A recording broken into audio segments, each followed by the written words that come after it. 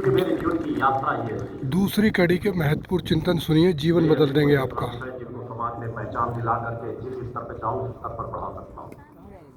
मुझे इसकी आवश्यकता नहीं, ना आगे भविष्य में आवश्यकता पड़ेगी। मैं आज भी शांति का जीवन जीता हूं। आगे मेरा यज्ञों के कर्म से कर्म जुड़ा हुआ है। जहां अग्नि के समक्ष आप लोगों के लिए ही नहीं, यहाँ नहीं दीदी, चलेगा आगे। कठिन से कठिन साधनाओं के क्रम समाज को दिशा देने के लिए, क्योंकि मैं वो सत्य को जानता हूं। आपको बात है कि आप लोगों का कुछ लोग मैं तो कल्याण कर सकता हूं। आप लोगों के समाज का जो कल्याण करा से 1000 गुना ज्यादा कर सकता हूं, मगर वह तत्काल प्रभाव से आपकी पीढ़ी को आपको लाभान्वित करेगा। आप भी कर्म से वंचित होगे, आगे आने वाली पीढ़ी में कभी भी कोई परिवर्तन नहीं आ सकेगा। इसलिए मैंने उस कर्म पथ का चयन किया कि जिसके माध्यम से आपकी नहीं आगे आने वाली एक नहीं अनेकों पीढ़ियां जब तक यह धरती रहेगी इस स्थान पे ऊर्जा प्राप्त करती रहेगी।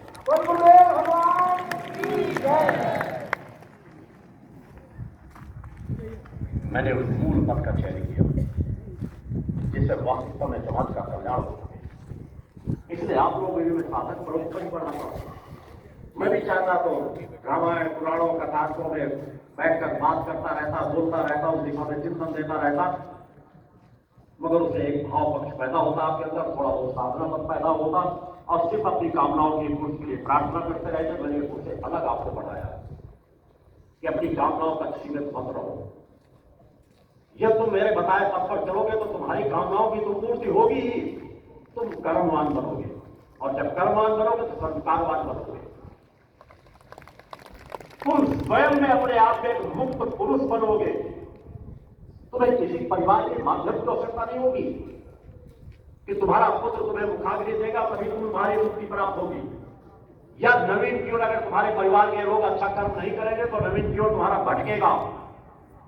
मेरा कोई भी शिष्य जो मेरे बताए हुए पथ पर चल रहा है, निष्ठा विश्वास समर्पण की पराकाष्ठा लेकर के, उसको किसी दूसरे कर्म की आवश्यकता नहीं।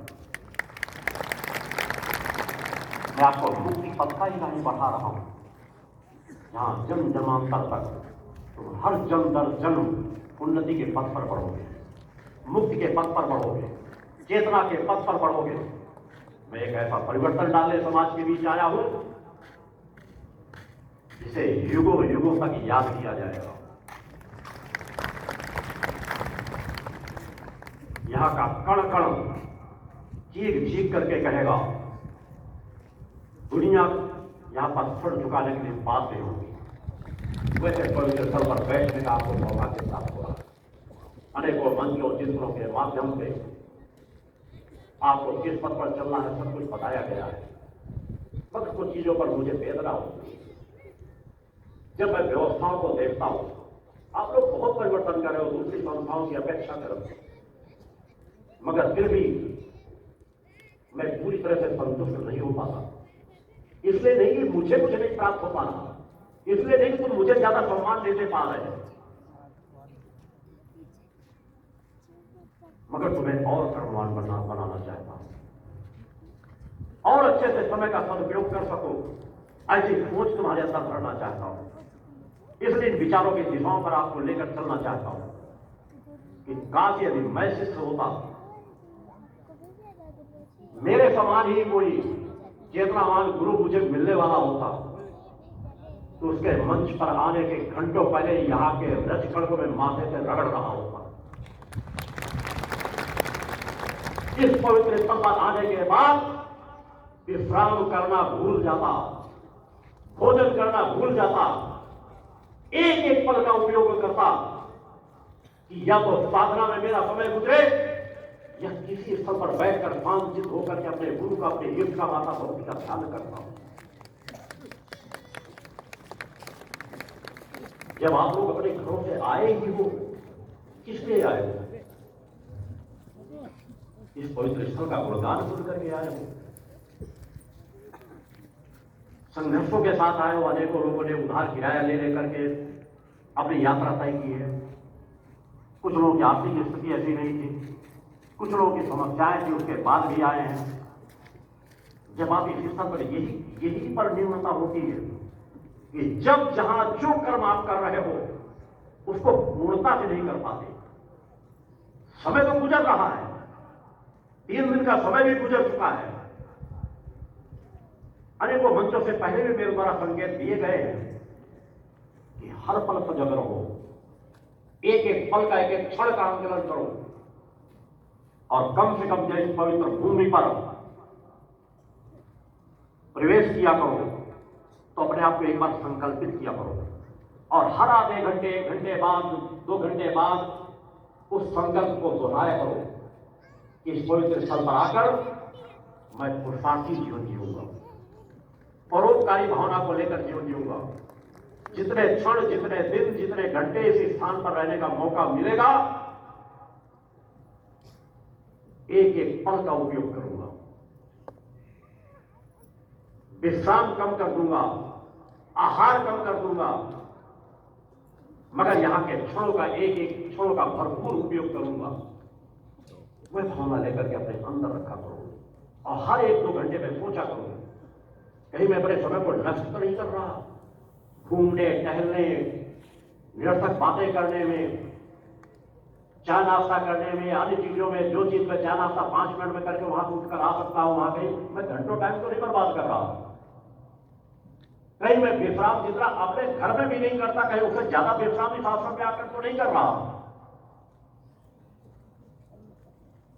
मैं अपने घर में सादा भोजन कर लेता हूं, मगर इस आश्रम में आकर मुझे अच्छी अच्छी चीजें खाने की इच्छाएं तो नहीं पड़ रही कि मैं थोड़ी देर इस कैंटीन में चला जाऊं, थोड़ी देर उस कैंटीन में चला जाऊं, और जो मिल रहा बस अपने पेट के अंदर डालता चला जाऊं। तो फिर यहां आने की आवश्यकता क्या? फिर तो किसी बाजार में चले जाते, किसी शहर में चले जाते, हर अच्छी अच्छी चीज आपको खाने को प्राप्त हो जाती। यहां क्या प्राप्त करने आए हो? आपका गुरु आपके लिए तड़पता है, आपका गुरु आपके लिए साधना करता है। 2:30 बजे प्रातः से जगता है, रात को 11 बजे के पहले विश्राम नहीं होता। जब सूर्य चल रहा होता है तो आप लोगों के प्रति आपका गुरु कितना सोचता है, कितना प्रेम, स्नेह, वात्सल्य लेकर रहता है, इसकी आप कल्पना भी नहीं कर सकते। मेरी इच्छा होती मैं जितनी जल्दी और आपके पास बीच में आकर के बैठ जाऊं, मगर जब व्यवस्थाओं को देखता हूं, यदि मैं 5 मिनट आगे पीछे कर देता हूं तो देखता हूं सब व्यवस्थाएं अव्यवस्थित हैं।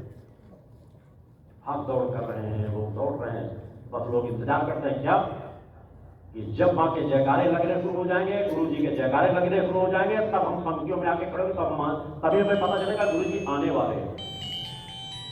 गुरु जी किसी जयकारों के मोहताज नहीं है,